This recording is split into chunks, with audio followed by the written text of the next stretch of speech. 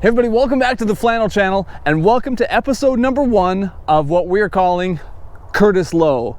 It's our 1979 Ford F-150 that we're doing a body swap onto this 2003 Ford Crown Victoria Police Interceptor. It's a P71. It's kind of clapped out, it's got a little bit of rust, it's gotten punched in the nose a little bit, but underneath it's all pretty solid. And I've always wanted a Crown Vic. I've always wanted a cool F-150 from the 70s, and so we're gonna mate them together and do something that other people have done on other channels, but this is our first time, so follow along with us. It's bound to be hilarious. We're gonna learn as we go. Here goes nothing. All right, so let's just begin with a quick walk around of what this thing actually is. This was recently purchased from some friends of ours, and it's only got 163,000. So if you know anything about squad cars, you know that that's fairly low miles, because some of these can actually tend to be really high mileage units, especially if they're sheriffs or state patrol, things like that. 2003 is the first of the Panther series that actually has the really desirable aluminum front end and a lot of the better updates and things like that. So as far as P71 Panthers go, this is a perfect candidate.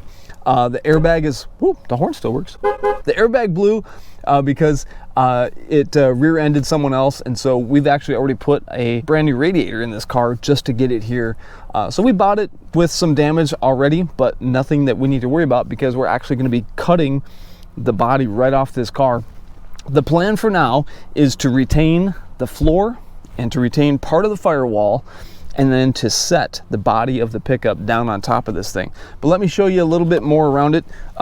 There, again, like some of the seats and things like that, the steering column, we're gonna be retaining that. All the wiring is gonna stay in the car itself, the cluster, but we don't want to have a Crown Vic dash in that pickup. We want to leave the 1970s dash in that truck, because to me that's part of what makes a truck cool, is keeping that vintage look inside and out, but up underneath the dash is going to be Crown Vic. So let me open up the trunk for you. Again, because it came from Minnesota, upper Midwest rust is a problem. So you know what? That's an ignition only key. I think I got to push the button.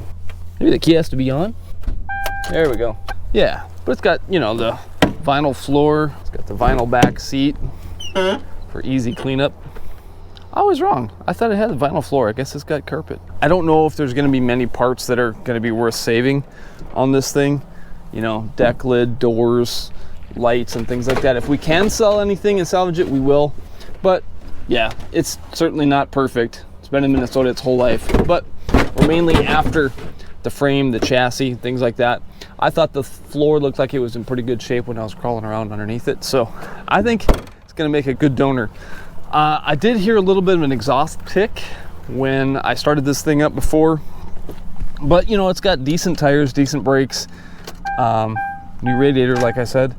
The exhaust tick, it's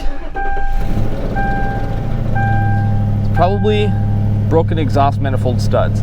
Pretty common on this particular engine. So once we get the body pulled off, I'm probably going to go in there and take all the studs and nuts loose and make sure that that's all sealed up, because we want loud exhaust, but we want the noise coming from the back of the pickup, not up under the engine as ticking. So that's kind of gross. So there's the intro to the Crown Vic. My oldest son Jacob is going to come out tomorrow and start ripping into it. So I think the next time you see this thing is probably going to have doors pulled off, deck lid, hood, fenders, bumpers, and things like that are going to be all blown apart. Any of the trash is going to go thrown in the dumpster. If there's anything that we can turn around and sell, maybe these doors are still valuable. He's going to be pulling wire harness out of it. We're going to be marking and tagging everything very, very well and carefully, because we want everything to stay functional on this chassis. It's got to be drivable and rolling, but able to have a pickup truck lay down on top of it. All right, so here is the Ford Crown Victoria. It's the 4.6 liter, and they're not the most amazing thing on the planet. Obviously, they tend to be a little bit low on the power scale, but we can talk a little bit about why people do this. What is the advantage? Why are we putting a pickup truck on top of a car? Well, some of the advantages to doing this are you get a fuel injected V8 engine. It's modular, which means we can add upgrades to it later on. It's been in service for a long time. They're prevalent. They're all over the place. Crown Victoria is going to give us independent front suspension. It's going to give us 4-wheel disc brakes. We're going to get an overdrive transmission. We're going to get a limited slip differential with a pretty good gear ratio on it. We're going to get modern running gear underneath. And if we ever have problems or breakdowns while we're out on the road, you can simply stop in and get your parts for a 2003 Ford Crown Victoria for brake pads or shocks or whatever you end up needing. It all fits Crown Victoria. So that's why these kinds of swaps are really desirable. Now, I also know that there's some people that choose to use only the front clip from the Crown Victoria, and that will actually bolt right to the frame rails of the F-150. That's totally cool. Some people do it that way. We plan to do the entire thing because I honestly want this transmission, this engine, this chassis, the entire shoot and match. I don't want to have to mess with brakes. I don't want to have to mess with wiring and all that stuff, changing it over and splicing it together. I want complete Crown Victoria underneath the body of the 79 F-150. So that's why we're choosing to do it that way. If you look on other people's channels, there's different ways to actually meld the two together. Some people will set the pickup body on top of the frame of this particular car. In fact, Hot Rod Garage did that when they were doing, I think they had a 1966 F-150 they put on a Crown Vic. We're choosing to do it a little bit different by actually doing a body swap. So that's why we're cutting out the floors of the pickup, and they're pretty rotten. No love lost there for me. And that'll allow us to get that body as low as we possibly can to get that look that we want. I want this thing to look like it's on airbags and really slammed, even though it's riding on stock Crown Vic chassis. So that's the goal anyway. We can always make it lower. We can always raise it up too if we wanted to. You can get adjustable suspensions that give you ride height control and things like that. But that's down the road. For now, it's going to retain completely stock. But I wanted to show you underneath the engine what we're dealing with. I might go through there and, you know, do a little bit of a tune-up to it. Obviously, we have an exhaust leak that's ticking away. I'm going to take care of that as well. But a good pressure washing and start disassembling, it's going to come a long ways, I think. I'm excited.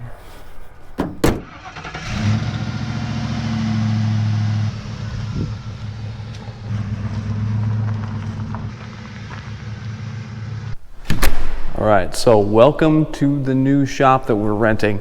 My sons and I are blessed to be able to work in such a beautiful shop like this, and this is where you're actually going to be seeing a lot of upcoming videos that we're going to be doing. And this particular place that we have our hands on has a hoist, has in-floor heat, we've got compressor, we've got welder, plasma cutter, both of our toolboxes are going to be in here, and of course there's a couple of project vehicles that are getting finished up that belong to Brett, and Brett is actually the landlord. He's generous enough to rent this space to us so that when my boys and I start on our projects that we're going to be bringing in here, we can work all through the winter time and we don't have to struggle with snow and ice and space and things like that. It's beautifully lit. It's well insulated for these Minnesota winters, and I'm just thrilled to be able to have such an awesome workspace. Whoops, tripping on stuff. We're thrilled to have such a beautiful place that we can take on projects like Curtis Lowe and my 53. If you'll notice, one of the big doors right over here, that's big enough to fit a semi. So y'all know that I do own a cab over, and I'm working on trying to get my hands on a mechanical Cummins, like a Big Cam 3, Big Cam 4, something like that, to be able to put in that truck. Originally at one time I thought about doing a Cummins N14. I would love to do that and switch everything over to electronics if I could, but we'll see. For now the plan is to try and get my hands on a mechanical Cummins and put it in the cab over. So that's probably where that will happen, is that bay right there.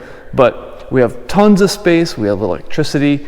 It's going to stay a little on the cool side because, you know, we have to watch that our heat bill doesn't get out of hand. But this is the new shop, and so you're going to be seeing a lot of us in this space, and we're going to be setting up cameras and time lapses and things like that. But I'm thrilled to be able to show this to you.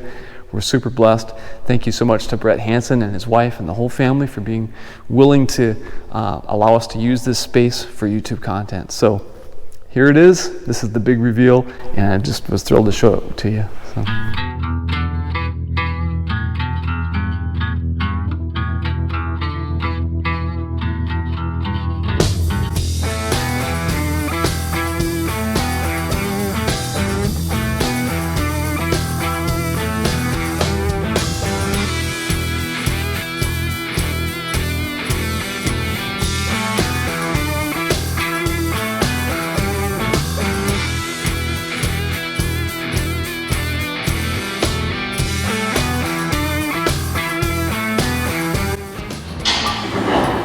All right.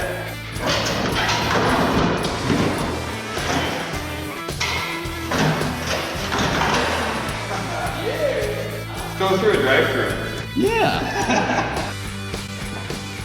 All right, so we're just kind of marking out where we plan to actually cut and do some of the surgical removal of the Crown Vic body as we get ready to have this thing, have the pickup body laid down on top of it. So I'm doing a little bit of homework by watching YouTube videos of other people that have done this. We're doing ours a little bit different as far as the dash is concerned, but that's pretty much what we're after tonight. Is I'm marking some of these things off tonight, the cut lines for Jacob, and he's going to be here tomorrow with the Sawzall and the grinder wheel, and he'll be doing the cuts. And then when I get home from work, we'll lift this thing off with the skid loader forks, and then it's pull the dash out, and then it's ready. So that's sort of what we're doing right now. I think what these guys did is they just followed that seam just like that. I know that it's probably not showing up all that well, but they'll come down across in here, and they just continued all the way out to try and keep as much of that pinch weld as they could, and then just draw an imaginary line where that pinch weld, this thing's not drawing very well, where that pinch weld would be if you would just lay a level across there and just come around and follow it out. Because actually we're not going to even really be using this part of the floor anyway, so you're not going to hurt anything by cutting into that. But so come in through here and then follow your seam all the way up and through. So shout out to Holler Boys Garage from Florida, because they're helping us decide where to cut our car up. They've done a bunch of them. Ours are suffering from a lot more rot than their project had, just because this thing has been in Minnesota its whole life. But in watching where they made their lines,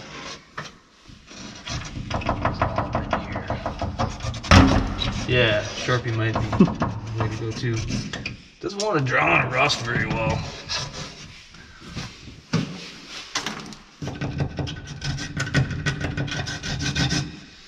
You'll get the idea though, especially if you watch the video. Right. Just dotted lines, that works. Yeah. Follow the braille. Yep.